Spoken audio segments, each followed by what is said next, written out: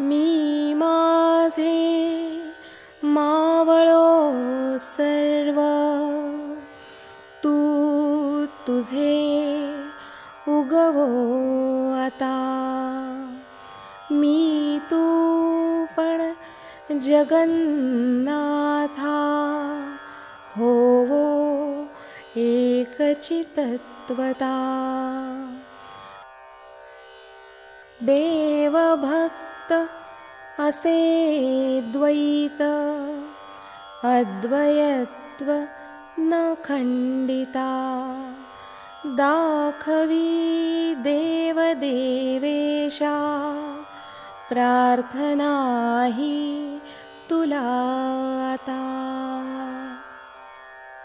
सद्गुरुनाथ महाराज की जय.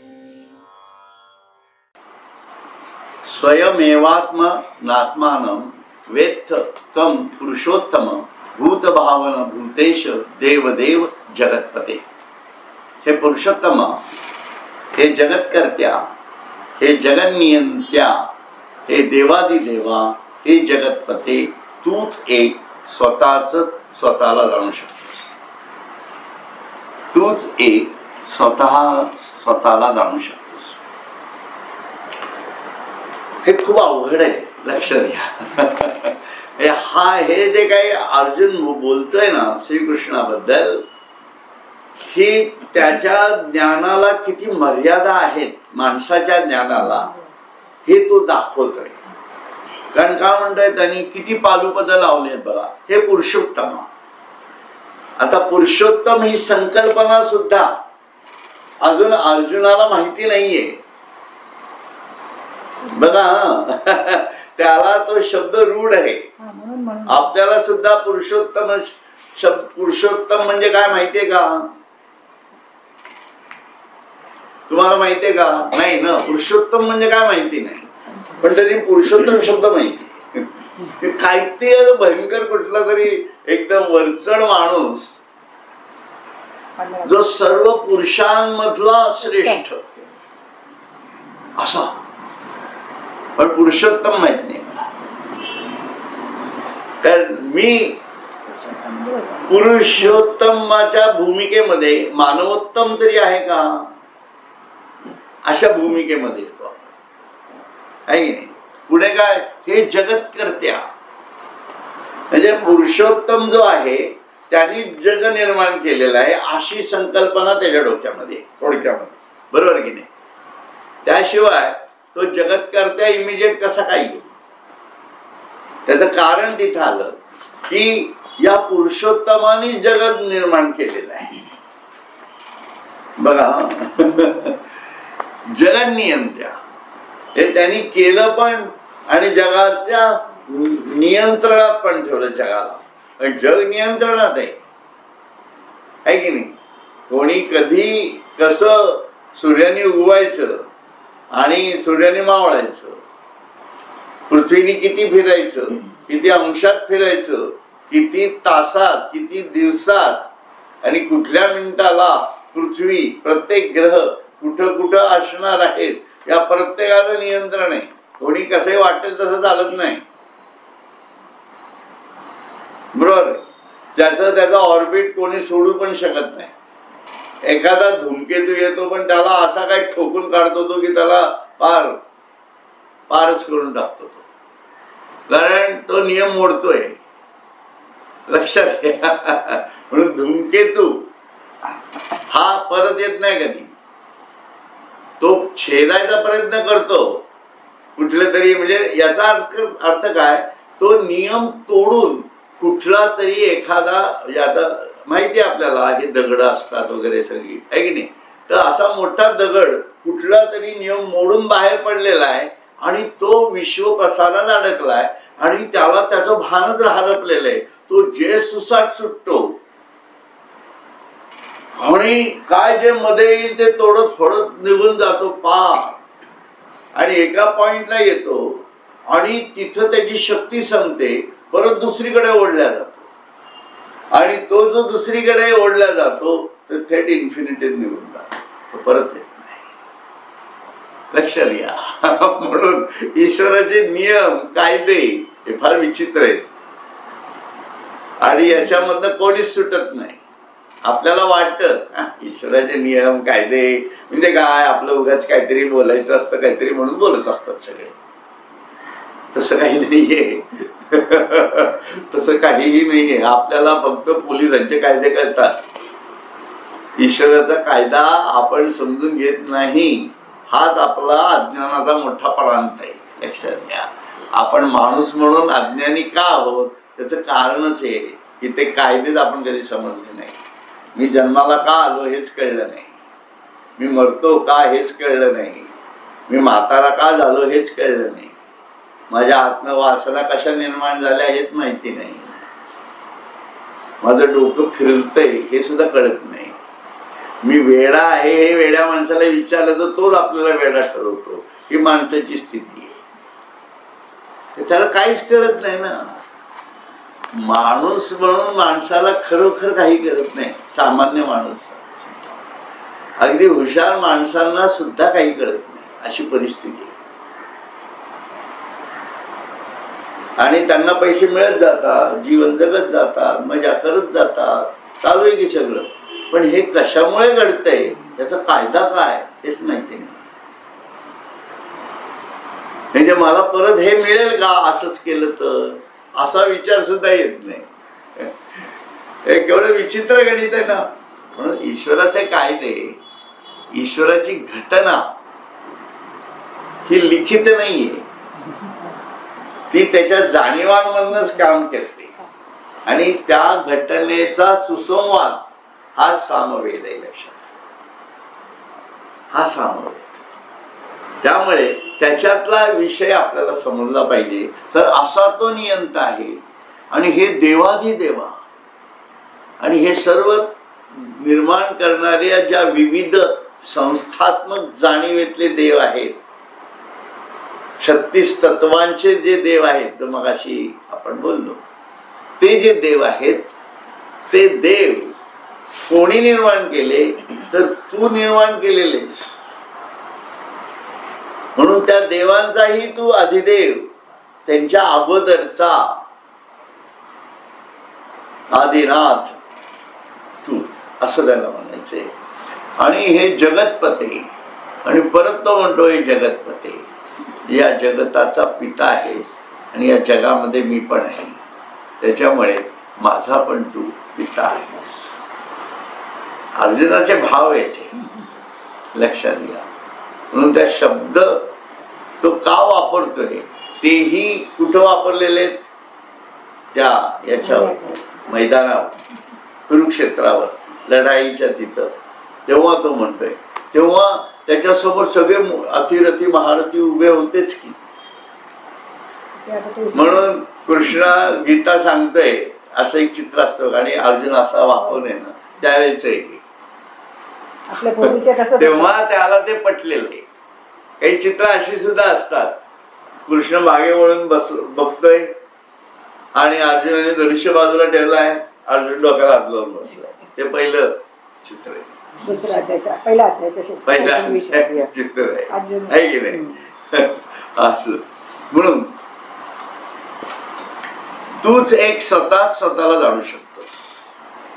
त्याच्यामुळे या भूमिकेमध्ये आम्ही कधी येऊ शकत नाही रे.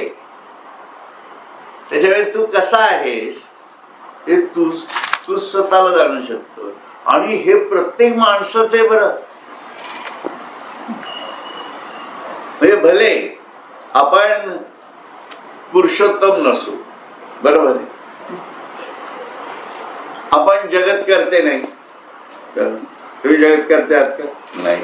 बरोबर. जगत नियंते आहात नाही. जगतपते जय हो आहात तुम्ही नाही.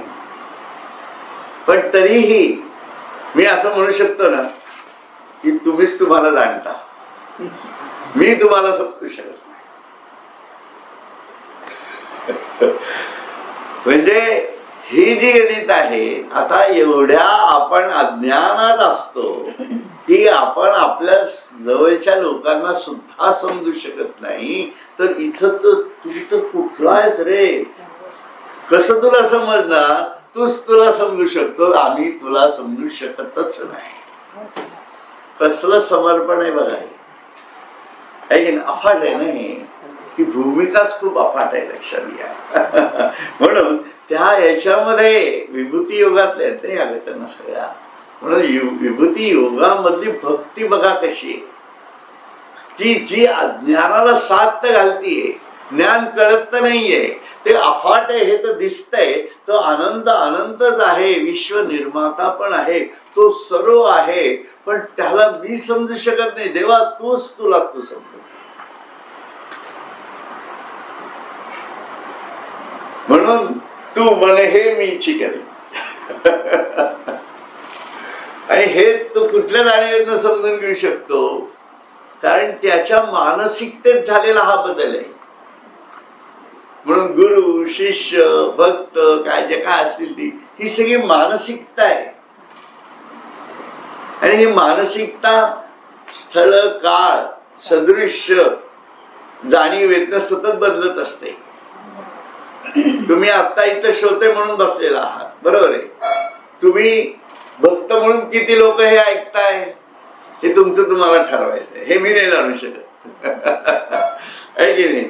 तुम्ही ज्ञानेश्वर माऊलीच्या अंतिम भक्तीच्या टप्प्यापर्यंत जातायत का हे तुमचं तुम्ही ओळखायचं आहे. एकाच ठिकाणी विविध भूमिकेमधल्या मानसिकताही दिसतात, तेच तुम्ही घरी गेल्यावरती गृहिणी म्हणून जाता. कोणाची आई म्हणून आहे, कोणाचा म्हणजे बायको म्हणून असाल, पती म्हणून असाल, जे काय असेल तुमची पोझिशन. हे काय आहे सगळं, ही सगळी मानसिकता. एवढी फ्लेक्झिबिलिटी आपल्या मनाशी आहे, लक्षात घ्या. त्याच्यामुळे हे जे मन आहे हे फार महत्वाचं होतं.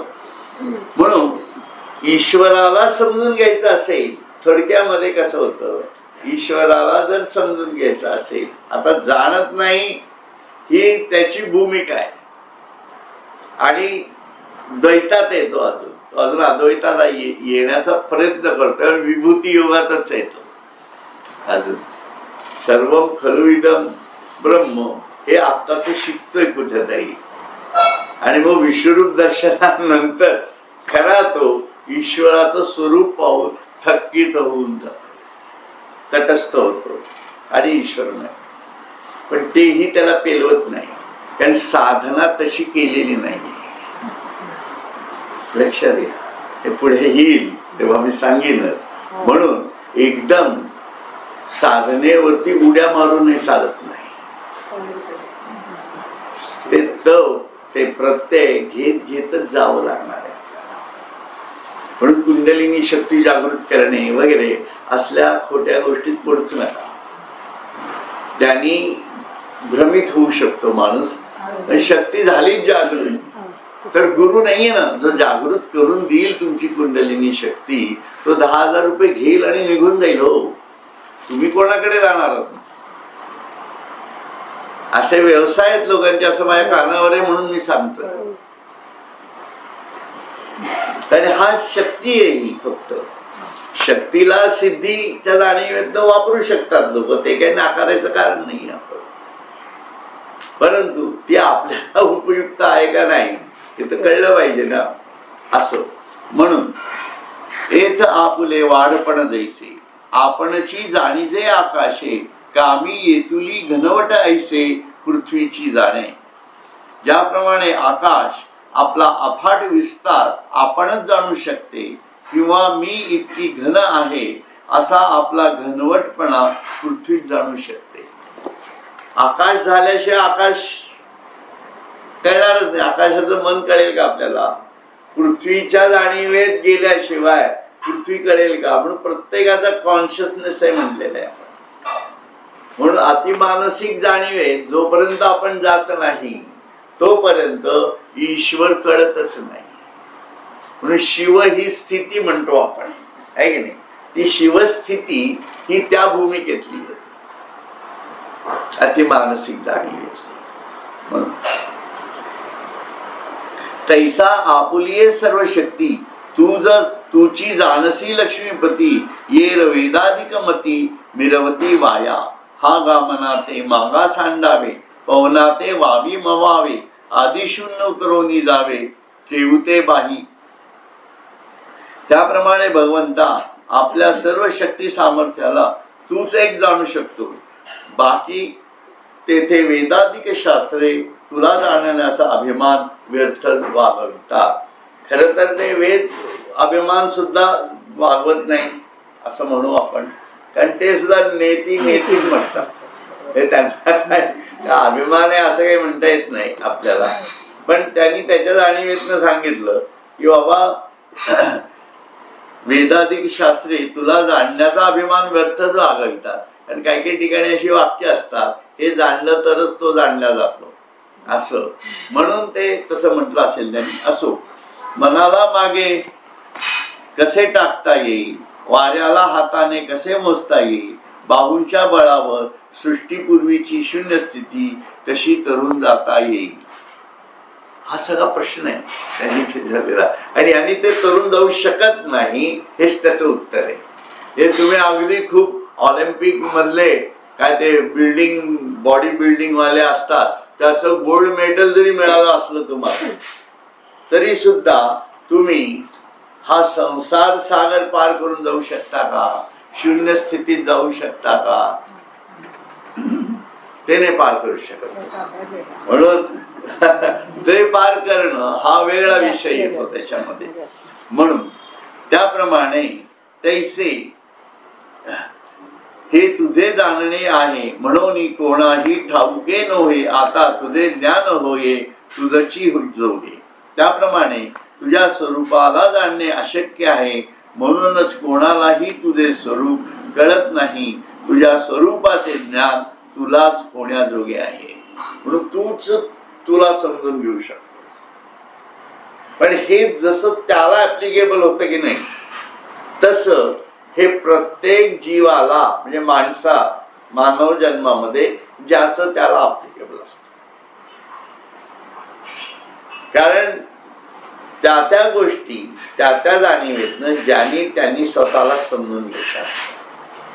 म्हणून माणूस कमी पडतो दुसऱ्या समोर, किंवा दुसऱ्या समोर मोठा असतो, लहान असतो. या सगळ्या गोष्टी कशाच्या आहेत? एकमेकाच्या जाणीवांना समजून घेण्याच्या स्तरावर आहे. भेद सुद्धा त्या स्तराच्या जाणीवेतनं तयार झालेले आहे. परंतु सर्वात महत्वाची गोष्ट म्हणजे प्रत्येकाने स्वतःच स्वतःला जाणणे. परंतु ही खूप अवघड म्हणता येत नाही. माणूस मुद्दामून बाजूला करतो या गोष्टी. त्यात काय अवघड आहे का? खरं तू स्वतःच स्वतःला समजून घे. तुम्ही बाकी सगळं जग समजून घेताय आहे की नाही? सोफा कसा बनवायचा हे सुद्धा माणसं समजून घेतात, म्हणूनच सोफा तयार होतो ना. मोबाईल कसा तयार होतो, हे मोबाईल कसा तयार होतो हे समजून घेतात, म्हणूनच होतो ना. मग माणूस आपण कसे बनलेलो आहोत हे स्वतःच स्वतःला समजून घेऊ इच्छितच नाहीये. त्याला बाकीच्या गोष्टीत समजून घेण्यात इंटरेस्ट नाही. आणि हे प्रत्यक्ष उदाहरण आहेत आपल्या घरांमधलीच आहेत. म्हणजे आता इथनं सगळे आध्यात्मिक विनोद सुरू होतात याच्या पुढे. म्हणजे बायको नवऱ्याला कधी समजून घेत नाही. पहिला बॉम्ब सुरू झाला आहे की नाही. आणि नवरा बायकोला समजून घेत नाही. बायको स्वयंपाक कसा करायचा हे समजून घेते, पण नवऱ्याला समजून घेत नाही. नवरा त्या पुठ्ठ्या समोर बसून पुठ्ठा बनवला तो सतत काहीतरी करून समजून घेत बसलेला असतो. बायकोला समजून घेत नाही. काय म्हणायचंय? मुलं बाकी सगळं मित्र मैत्रिणींना समजून घेत असतो बाहेरच्या जगामध्ये. अगदी गणपती उत्सव सगळं हमले तुमडीने चालू असतं. पण अरे आपल्या आईला डबा करायचा आहे उद्या, तिला सकाळी उठायचं असतं, किंवा तिला अजून काही कामं असतात, हे तो समजूनच घेत नाही. येतं का समजून? आणि प्रत्येकाला असं वाटत असतं की दुसऱ्याने आपल्याला समजून घ्यावं. प्रत्येकाला असं वाटत असते की ही स्पष्ट आहे गोष्ट की दुसऱ्याने आपल्याला समजून घ्यावं आणि आपण कोणाला समजून घ्यावं. हे कुठलं लॉजिक आहे की नाही? हे लॉजिक आहे ना. आता घेत असाल हो. याचा अर्थ जीवनभर समजून घेतला. सांगण्याचा हेतू काय आहे की हे माणसाची बुद्धी जशी काम करते म्हणून माणसाला स्वतःला समजून घ्यायचं नसतं कधी. म्हणून सेल्फ रिअलायझेशन हे आध्यात्मिक जाणीवेतलं आहे. आणि तुम्ही सेल्फ रिअलाइज झालात की अर्जुनाने हे जे प्रश्न विचारलेले या सगळ्याची उत्तरे मिळतात. सेल्फ रिअलाइज सोल असला की तो ईश्वरच असतो आणि तो स्वतःला ईश्वरच समजायला लागतो. आणि ईश्वर कसा आहे हे त्याला समजायला लागतं. मग पुरुषोत्तम म्हणजे काय, क्षर काय, अक्षर काय, पुरुषोत्तम काय, आणि ती शिवस्थिती काय, ब्रह्मांड निर्माण कसं झालं, हा संपूर्ण विस्तार कसा, तो चैतन्य स्वरूपात प्रत्येक विभूतीच्या जाणीवेतनं प्रत्येक उपाधीच्या आत जाऊन बसतो कसा, आणि तो स्वतःचं रूप बदलतो कसा, हे सर्व ज्ञान होतं. पण स्वरूपाचंही ज्ञान तिथं आहे आणि विश्व स्वरूपाचंही ज्ञान येतं आणि विश्वातीत परब्रह्माचंही ज्ञान त्याला होतं. त्याच्या मनाच्या जाणीवेमध्ये हे सर्व सूक्ष्म सूक्ष्मतर सूक्ष्मतम जाणीवेतून अधोमुखी मनाच्या जाणीवेला ऊर्ध्वमुखी करत करत अधिमानसात तो आणतो आणि अधिमानसातून अतिमानसिक विश्वामध्ये स्वतःला स्थापित करतो. ही आत्मज्ञानाची हे आत्मपूर्णत्व आहे. हे साधावं लागतं. आपण या ते तुची जाणसी जी आपण या ते तुची जाणसी आणि का ते सांगावया ही समर्थ होसी, तरी आता एक वेळ घाम पुसी आरतीची निडळीचा. देवा तूच आपल्याला जाणू शकतो व दुसऱ्यालाही आपल्या स्वरूपाचे ज्ञान करून घेण्यात तूच समर्थ आहेस. हे तू स्वतःला तर जाणतोसच आणि तुझं स्वरूप हे तू दुसऱ्याला सुद्धा समजून सांगू शकतो. ही ताकद म्हणजे हे गुरुत्व तुझ्यामध्ये आहे लक्षात. म्हणून तर देवा एक वेळ आता माझ्या इच्छेच्या कपाळावरील घाम पुसून टाक, म्हणजे माझी इच्छा पूर्ण कर. माझ्या इच्छेच्या कपाळावरील घाम पुसून टाक म्हणजे माझी इच्छा पूर्ण कर. आहे ना. घाम म्हणजे कशाचं झालेलं आहे, तर घाम हे स्वरूप कशाचं घेणार की मला तुला समजून घ्यायचं आहे. आणि एक प्रकारे त्या घामामध्ये माझ्या भक्तीची पण भूमिका आहे, माझ्या एकटेपणाची पण भूमिका आहे, माझ्या अज्ञानाची पण भूमिका आहे. कारण तो घाम मला कुठं आलेला आहे, कपाळावर आलेला आहे. लक्षात घ्या. कपाळ हे ठिकाण कुठलं आहे हे पण समजून घेणं गरजेचं आहे की नाही. म्हणून संपूर्ण शरीराची जाणीव ज्या उच्च स्थितीमध्ये येते त्या बौद्धिक जाणीवेला घाम फुटला आहे. आणि ती बुद्धी माझी एक प्रकारे लुळी झालेली आहे. ती चालून चालून दमली आहे रे. किती मला चालवशील तू. माझ्या बुद्धीची चाल थांबत चाललेली आहे आणि हा माझ्या एक प्रकारे बुद्धीला आलेला घाम आहे की ती आता थकली आहे बिचारी. थकली माझी बुद्धी. घाम केव्हा येतो, थकतो तेव्हा येतो. म्हणून तो कपाळावरचा घाम पूस असं सांगितलेलं आहे. म्हणजे ही ज्ञानदेवांची कल्पना लक्षात घ्या. किती सुंदर आहे ना. म्हणून हे गुह्य आहे याच्यातलं. म्हणून ज्ञानदेवांचे शब्द कसे घ्यायचे ते त्यांनी असे का वापरले असा विचार केल्याशिवाय आपण पुढे जाऊ शकत नाही. कपाळाचा घाम ठीक आहे, पुसायला काय त्याच्याजवळ काय रुमाल होता का पूस टिपायला तिथं, तसं नाही येते. ती गणित वेगळी आहेत त्यांची. म्हणून असो. तर देवा एक वेळ आता माझ्या इच्छेच्या कपाळावरील घाम पुसून टाक, म्हणजे माझी इच्छा पूर्ण कर बर का. हे आई केले तू भूत भावना, भवगज पंचानना, सकळ देव देवतार्चना, जगन्नायका. हे प्राणी मात्राला उत्पन्न करणाऱ्या, हे संसार रूपी हत्तीचा नाश करणाऱ्या, हे सकळ देवांना पूज्य असणाऱ्या, हे जगताचे स्वामी असणाऱ्या, माझे हे बोलणे ऐकलेस काय. म्हणजे आता त्याचा कृष्णाच्या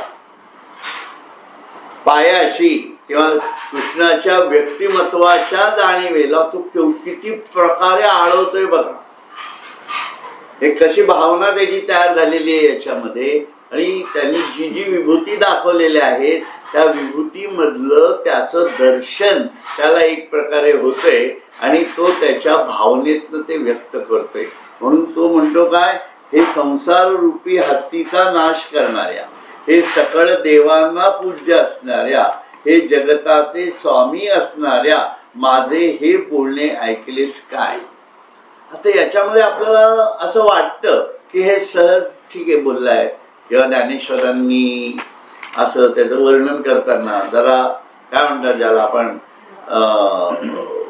जास्तच वर्णन केल्यासारखं, असे अतिशयोक्ती केल्यासारखं असं वाटतं. पण तसं नाहीये, तसं नाहीये असं म्हणण्याचा पाठीमागचा भाग काय आहे.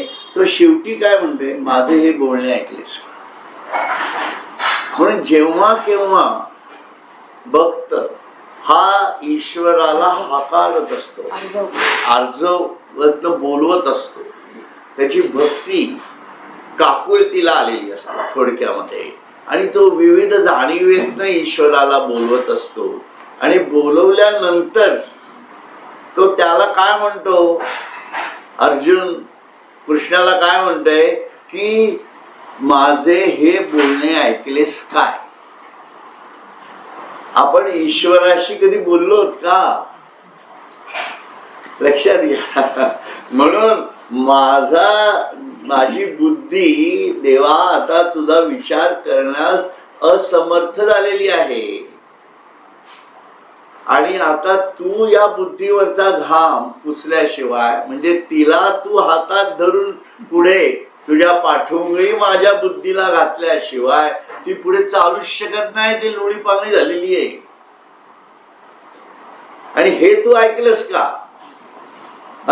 हे तुझं मी वर्णन सगळं केलं कौतुक, पण हे कशासाठी केलं, हे तू माझं ऐकावंच म्हणून केलं बघा. म्हणून आर्तता ही कशासाठी आहे. तुम्ही आरती करतो आपण देवाची, बरोबर आहे की नाही.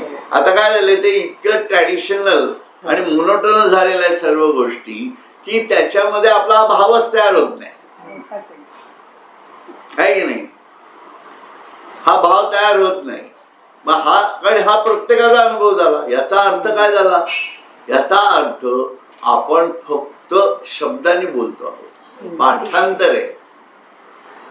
देवीची आरती म्हणा, शंकराची म्हणा, अजून कुठली म्हणा, पांडुरंग, पण आपण याच्यासाठी काय करायला पाहिजे असा विचार करा, म्हणजे तुमच्या लक्षात येईल. यासाठी तुम्ही सामूहिक आरती करूच नका.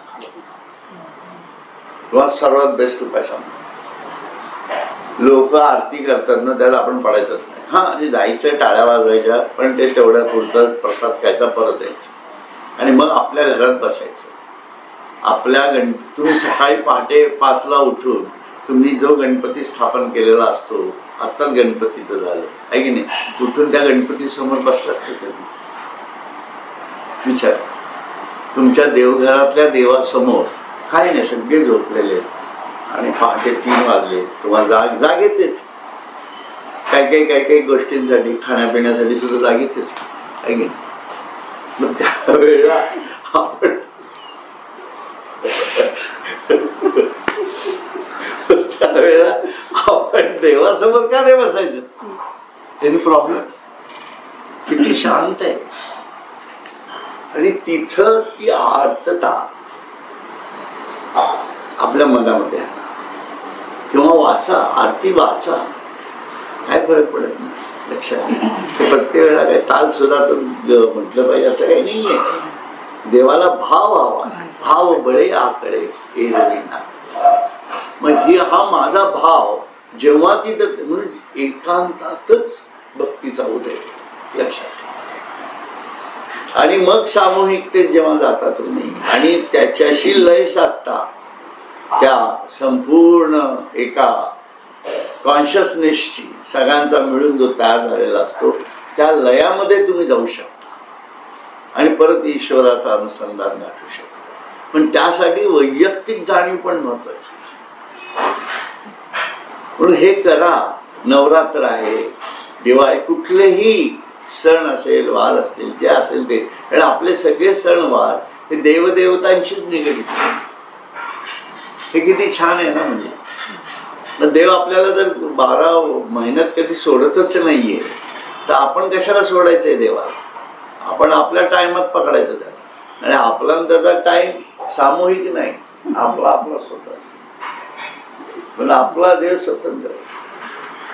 काय जे पांडुरंगच गणपती आहे, पांडुरंगच देवी आहे, पांडुरंग सगळं आहे. त्याच्यामुळे तोच देव आपला, ज्याच्याशी आपण संवाद साधला आणि हा रोज साधायचा. पण बाकीचं जीवन काय त्यासारखा आनंद नाही.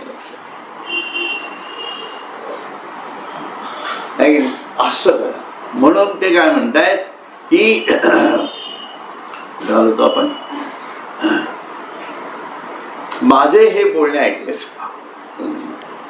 हा देवाशी संवाद आहे.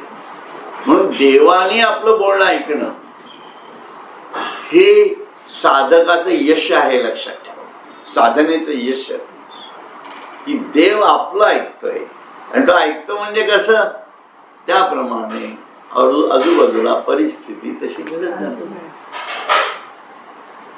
दुसरं काय ऐकणार. ऐकणं तू कसं ऐकणार आहे आपल्याला, आहे की नाही. आणि आपल्याला त्या परिस्थितीचा आनंद मिळणं मुख्य म्हणजे ते आनंददायक असणं. आणि त्याच्यातनं परत हरिनामाचाच गजर होणार. कारण मी झेंडाच तो रोवलाय. हा, आमचा झेंडाच तो रोवलेला आहे. त्यामुळे ते तू ऐक माझं, की माझा कुठलीही माझ्या यंत्रणेमधनं घडणारी कुठलीही कृती ही तुझ्या जाणीवेशिवाय तिसरीकडे जायलाच नको. हे तू माझं ऐक बस. किती सिंपल आहे. ही भक्ती झाली ना. मग याला काय अगदी तुम्हाला त्या रामदास स्वामींनी लिहिलेल्या अर्थात पाठ पाहिजे असं काही नाहीये. तुम्ही स्वतः रामदास स्वामी व्हा ना, सर्वात बेस्ट. म्हणजे श्रीराम जय राम जय जय राम आपोआप होतोय. पण रामदास स्वामी कसे झाले हे कळल्याशिवाय कसं. मुद्दा परत तिथंच येतो. आज मुद्द्याचाच मुद्दा आहे. असं आहे. म्हणून जरी थोरी तुझी पाहत आहो तरी पासी उभे ठाकावयाही योग्य नव्हे. या शोच्यता जरी विनमुभी हो तरी आन उपाय नाही. अनुभवलेल्या तुझ्या थोरवीकडे लक्ष दिले असता तुझ्या पाशी उभे राहण्यापुरती देखील आमची योग्यता नाही. करेक्ट, एकदम करेक्ट. या अपात्रतेचे वाईट वाटून जरी तुम्हाला विनंती करायला भ्यालो तरी पण त्या वाचून दुसरा उपाय नाही. कारण बोलल्याशिवाय कळणार नाही. बोलतोय कुठनं मी, माझ्या भावात. म्हणून भावानेच मी बोलणार ना तुमच्याशी. आणि तुमचंही बोलणं मला भावातनं कळणार. तुमची योग्यता मोठी आहे, तुम्ही सर्व आहे, पण माझं दुःख तुम्हाला सांगितल्याशिवाय, माझी कॅज्युअल लिव्ह सँक्शन करायची असेल तर बॉस समोर उभं राहावं लागणारच आहे की हो. त्याशिवाय कशी होईल सँक्शन. तशातला प्रकार आहे. म्हणून बरले सरिता समुद्र चहूकडे परी ते बापियासी कोरडे काजई मेघोनी थेंबुटा पडे ते पाणी की तेया तैसे श्री गुरु सर्वत्र आथी परी कृष्णा आम्हा तुची गती हे असो मज प्रती विभूती सांगे. चहूकडे समुद्र नद्या इत्यादी जलाशय जरी भरले तरी त्या बापड्या चातकाच्या दृष्टीने मात्र ते सर्व कोरडेच होते. त्याला काय उपयोग नाही त्याचा. तसं झालंय माझं जरा. कारण जेव्हा मेघातून पाण्याचा थेंब पडतो तेव्हा तो ते पाणी पित असतो. त्याप्रमाणे उपदेश करणारे श्री गुरु सर्वत्र असले तरी श्रीकृष्ण आम्हाला मात्र शरण जाऊन विचारण्याला तूच एक गती आहेस. हे असो, मला आता आपल्या विभूती सांग, असं ते सांगते. पण ह्या विभूती योगाची जी गणित, कारण माझ्या आजूबाजूला सगळं आहे पण ते मला कळत नाहीये. माझंच मन आहे पण ती तुझी विभूती आहे मला कुठं कळते. त्यामुळे हे गुरुच्या मुखातनच ऐकणं, कारण हे सर्व गुरुस्वरूपच आहे. हे जरी खरं असलं तरी सुद्धा आमच्यासाठी तूच गुरु. म्हणून देहधारी गुरुची भूमिका ही फार वेगळी होऊन बसते. म्हणजे स्वामी स्वरूपानंद भेटलेच नसते आम्हाला, काय झालं असतं असा विचार केल्यावर मग त्या देहधारी गुरुची योग्यता कळली. आत्ता त्या असताना कळली पाहिजे असा काही नियम नाहीये. लक्षात, ते असताना कळली तर आनंदच आहे. म्हणजे त्याच्यासारखं सुख नाही कोण, नाही ना. मग कल्याणा छाटी छाटी संपला विषय आमचा, बोलत होतो तिथे. परंतु ही जी भूमिका तयार व्हायला खूप अवघड आहे. लक्षात, म्हणून कल्याण स्वामी कुठली साधना करत होते हे समजून घेतलं नाही एकदा की रामदास स्वामींनी त्यांना काय दिलं होतं साधनेसाठी. हे करत विचार बरोबर. कल्याण स्वामी कुठली साधना करत होते? ध्यानस्थ बसत होते. पहाटे उठून ध्यानस्थ बसायचे आणि मग गडावरती जाऊन ते खांडा घेऊन यायचे. मग ती साधना ध्यानात काय करत होते? डोळे तर बंद होते आणि योगिक शक्तीचं शरीर होतं त्यांचं, बलदंड होते, मस्क्युलर होते, सगळं असं एकदम भारी होते. आणि श्वास त्यांचा कसा चालला असेल विचार करा, कुठल्या भूमिकेतनं चालला असेल. आणि हे सर्व खिडकी उघडून रामदास स्वामी बघत होते. काय भारी, काय पाहिजे अजून. गुरुची नजर फार वेगळी होती आहे ना. पण कल्याण स्वामी काय होते हे रामदास स्वामींनाच माहिती पडलं.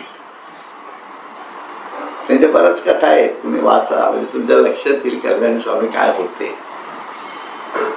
समजणं खूप अवघड जातं अशाने आपल्याला. असो, म्हणून त्याप्रमाणे उपदेश करणारे श्री गुरु सर्वत्र असले तरी श्रीकृष्णा आम्हाला मात्र शरण जाऊन विचारण्याला तूच एक गती आहेस. म्हणजे गती आहे म्हणजे तुझ्याशिवाय पर्याय नाही आहे. I don't have any choice in front of me. म्हणून चॉईसलेस अशा जाणीवेतलं स्वतः अवतार पुरुष जर माझ्यासमोर उभा आहे तर दुसरं कोणी असूच शकत नाही. बाकी ठीक भरले सगळीकडे ज्ञान, ठीक आहे भरलंय, पण तू ते मला सांग. Very nice. मला माहिती पण आहे तू काय सांगते ते मला माहित नाही असं आहे का? मला माहिती आहे, पण तरीही मला तुझ्याकडनं ऐकायचंय, कारण मी स्पंज आहे. तू दिलं की मी ते माझ्यात ओढून घेणार आहे असं. म्हणून ही जी स्पंजाची भूमिका आहे ना ही फार महत्वाची आहे आणि ती साठवून ठेवते. लक्षात, ते साठवून ठेवलं जातं. असो, तर या ठिकाणावरती तो त्याच्या विभूती सांग, त्याच्या तोंडातून त्याला ऐकायचंय, या भूमिकेवरती येतो. हरिओम. हरिओम. हरिओम.